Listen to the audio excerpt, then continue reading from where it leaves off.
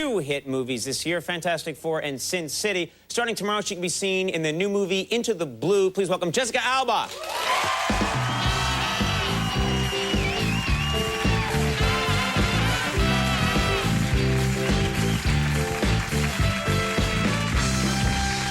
You look good. Thank you. So do you. Thank you. All right. Please, I'm here all night. All right. They can't get enough of me. Your hair looks great, too. Oh, this? Yeah. Looks weird every night, doesn't it? It does look good tonight. There you go. Goes right back. How are you? Everything good? Everything's wonderful. You're having such an amazing year. You've had 2 hit films. Most people can go a whole career and not have one. You have 2, and I was thinking about it today. Both of these films were based on comic books.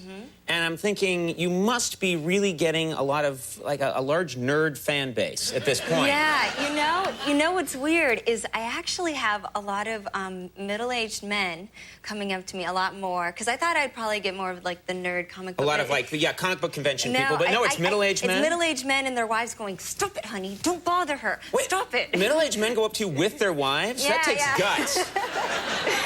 They're probably just in such a trance, they forget their wife is with them. No, they're very sweet. And a lot of them, you know, bring me magazines. Like, it's like they're walking around with GQ or something. I don't know. Right, so there's just a lot of middle-aged men that are obsessed with you. Not obsessed, but they're fans. Right, well, that's very nice. Yeah, and the wives, are they mad? Are they giving you a look, or they don't blame you? No.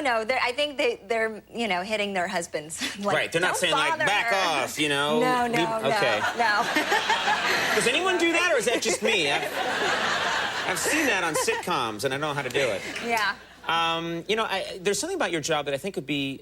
I don't quite understand it, but part of your job is you have to be able to convince people who go to movies that you're in love with a guy. Right. And I'm curious, is that something where it just depends on the chemistry you have with that actor? Or what happens if they cast an actor and you just don't have chemistry with that actor, but that's who they cast? Yeah. I mean, how does it work? No, I mean, a lot of people with this movie particularly, because I was with Paul Walker, and they're like, "Oh, you know, that must have been hard, Paul Walker, such a good-looking guy." And I was like, well, actually, I have chemistry with my pug, Sid. Right. I have chemistry with, you know, this cup. I have chemistry. I can have chemistry with you. Oh, thanks, after the cup. But, you know, like, it's my... A cup, or that dead flower, or you? My job is to act in love. You can act in love? Oh, you're doing it now. Look, and I'm just being scared. This is me when I try and act in love. It just looks like I'm off the medication, yeah. Yeah, you just, like, stare longingly. Just stare longingly? Yeah, and I just think of, like, chocolate cake. Why can't you just think of me? What's the problem? I love how I look at you, but think of chocolate cake, and that's how it works. Is male actors think I am just thinking of them, and they should know no different. Except when you go, chocolate cake. And then they know. know. Now, this movie, Into the Blue, it looks amazing. A lot of the underwater photography is just gorgeous. Yeah, it's the guy who did the underwater photography did National Geographic. Oh, okay. Yeah, and in this movie, I guess, were you... I didn't realize it would be a problem, but when you're underwater, a lot of people might not like the way they look when they're underwater. No, I mean, who wants a camera following them in a bikini underwater, like bad angles? And worse is like, okay, so then I get my close-ups. It's hard enough to act underwater, but then they go in for the close-up, and I saw the dailies, and my lips are huge. So why are they huge? Is it because of, like, the... No, my lips are huge anyway. Right. Just genetics, my dad, right, you know. Right. So, no, so with the mask, everyone else has thin lips, and then they have these beautiful, like, luscious lips when they have the mask on. And me, I look like a friggin' parrotfish. Like, I have these, like, huge clown lips. Well, don't make that expression. You know, you haven't been going like... No, but that's what I look like every time I have the mask on. It pushes it down a little bit. Yeah, and it makes my lips look so big and cartoonish that they couldn't use any of my close-ups, really. Well, you look amazing in this movie. Underwater, out of the water, everything. And also a lot of... you won't be acting next time. A lot of actresses would kill to have big lips. I mean, your lips are beautiful.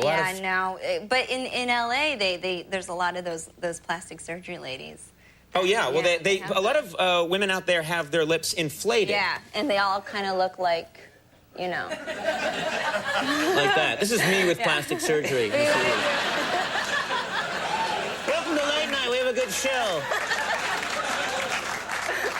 Yeah. Now, one of the things that freaked me out, and I don't know how they do this, because you're falling in love again. No, I just Oh, that was just listening.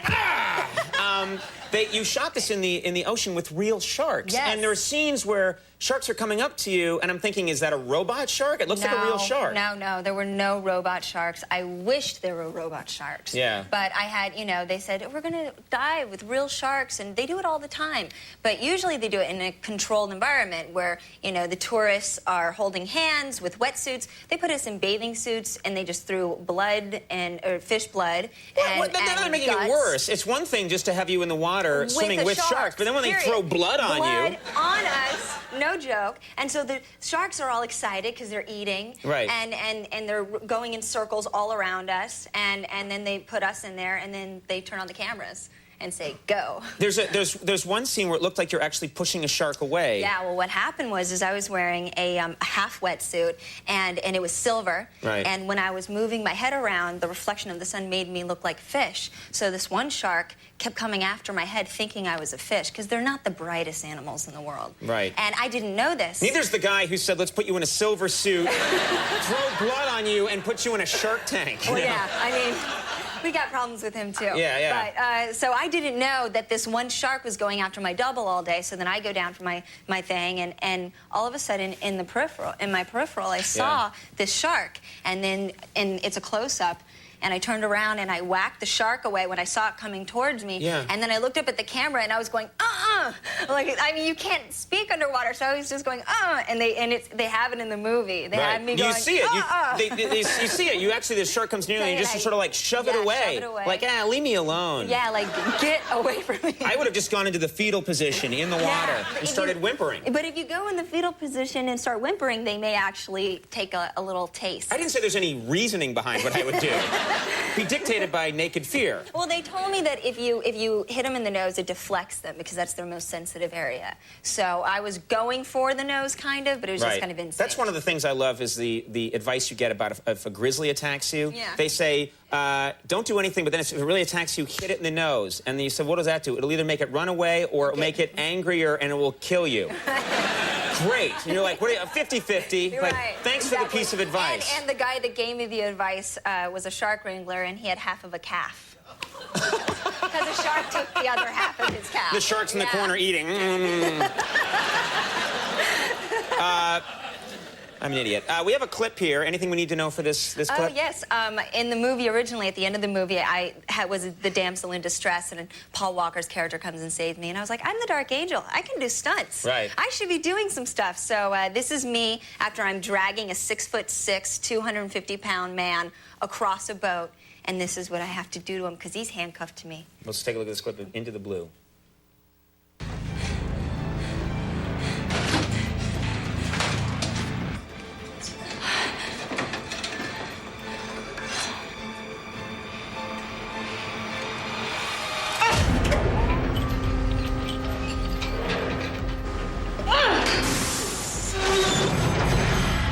Hey, crane's out. One below.